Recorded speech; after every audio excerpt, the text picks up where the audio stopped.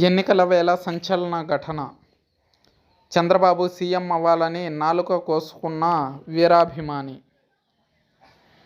ఉమ్మడి తెలుగు రాష్ట్రాల్లో ఎన్నికల ఫీవర్ నెలకొంది. మరికొన్ని గంటల్లో ప్రారంభం కానున్న పోలింగ్కు అధికారులు పకడ్బందీగా ఏర్పాట్లు చేశారు.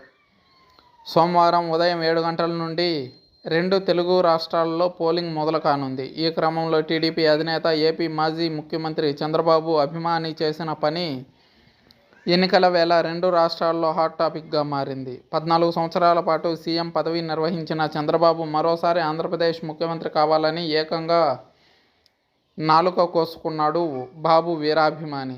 అయితే ఈ ఘటన ఆంధ్రప్రదేశ్లో కాకుండా తెలంగాణలో చోటు చేసుకోవడం గమనార్హం. హైదరాబాద్ జూబ్లీహిల్స్ పోలీస్ స్టేషన్ పరిధిలో ఈ ఘటన జరిగింది. చంద్రబాబు డైహార్డ్ ఫ్యాన్ ఒకరు టీడీపీ చీఫ్ మరోసారి ఏపీ సీఎం కావాలని నాలుక కోసుకోవడంతో వెంటనే గమనించిన చుట్టుపక్కల వారు హుటాహుటిన ఆసుపత్రికి తరలించారు.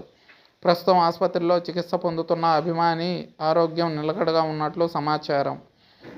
అయితే అతడి పూర్తి వివరాలు తెలియాల్సి ఉంది. ఇక ఆంధ్రప్రదేశ్లో అధికార వైసీపీ సర్కారును గద్దెదించడమే లక్ష్యంగా టీడీపీ, జనసేన, బీజేపీ జతకట్టి ఎన్నికల బరిలో దిగిన విషయం అందరికీ తెలిసిందే. మరి ఏపీలో ఎన్డీఏ కూటమి గెలిచి చంద్రబాబు మరోసారి ముఖ్యమంత్రి అవ్వాలన్న అభిమాని కోరిక నెరవేరుతుందో లేదో తెలియాలంటే జూన్ 4వ తారీఖు వరకు వెయిట్ చేయాల్సిందే.